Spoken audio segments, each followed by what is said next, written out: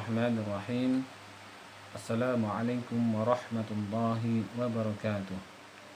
Innal hamdalillah nahmaduhu wa nasta'inu wa nastaghfiruhu wa na'udzu billahi min shururi anfusina wa min sayyiati a'malina may yahdihillahu fala mudilla lahu wa may yudlil fala hadiya lahu.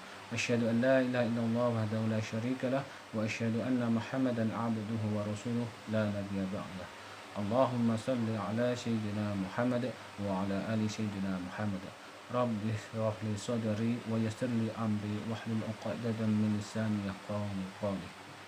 Alhamdulillah, puja dan puji syukur atas kehadirat Allah Subhanahu wa taala yang telah melimpahkan segala nikmat-Nya kepada kita sehingga kita masih diberi kesempatan menemui bulan Ramadan yang mulia, yang pada saat ini kita telah sampai pada pertengahan bulan. Semoga Allah senantiasa melimpahkan nikmat-Nya kepada kita sepanjang masa dan kita dijadikan sebagai hamba-Nya yang senantiasa bersyukur.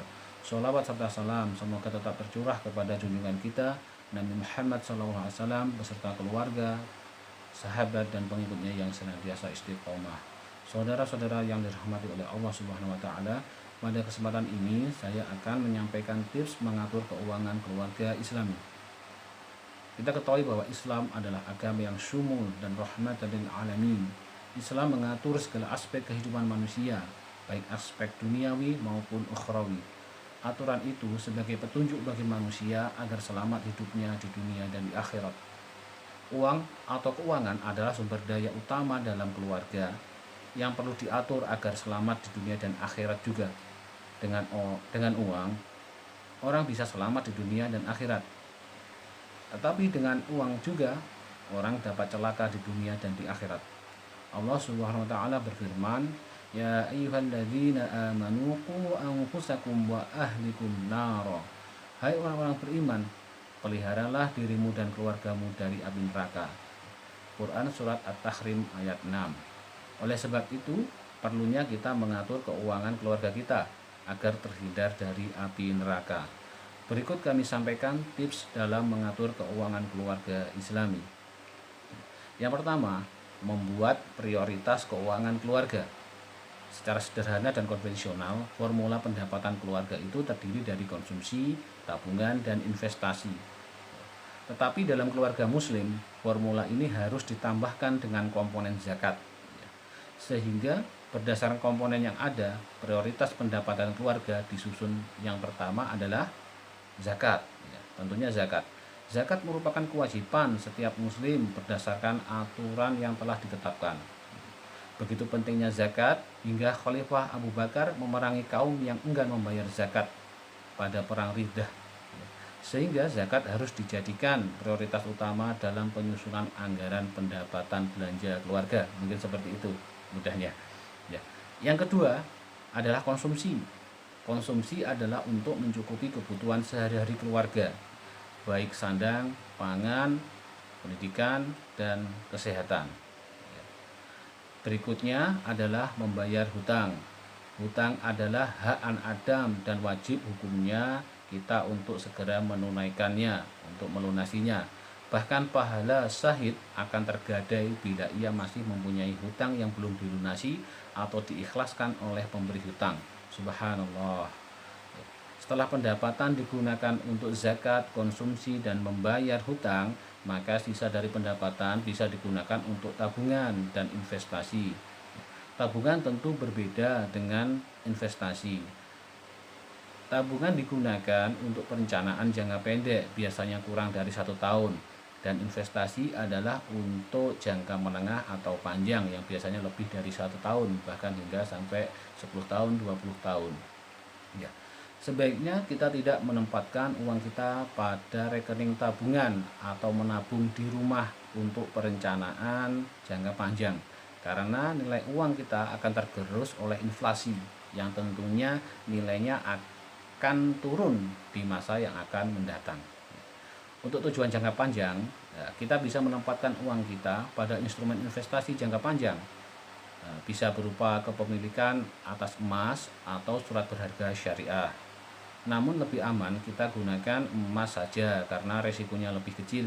Kita dapat membeli dan menitipkan emas kita di lembaga keuangan dengan membayar jasa titipan atau wadiah.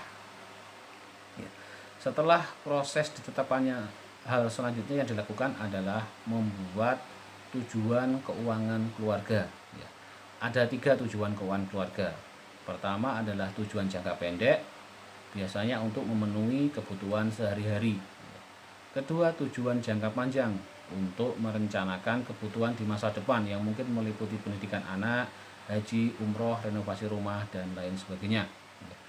Dan yang ketiga adalah tujuan kebermanfaatan terhadap umat. Bagaimana keuangan keluarga juga bisa bermanfaat bagi umat.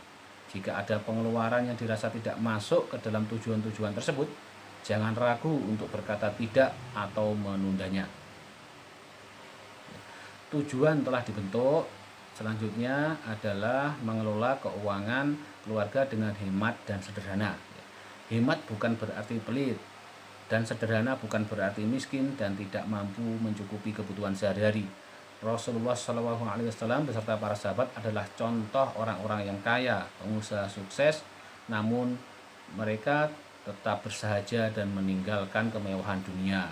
Hal ini telah diterangkan oleh Allah SWT dalam surat Al-A'raf ayat 31. A'udzubillahi minasyaitonirrajim. Ya bani Adama khudu saya ulangi, ya bani Adam khudu zinatakum inda kulli masjidin wa kulu washrabu wa la tusrifu innahu la yuhibbul musrifin.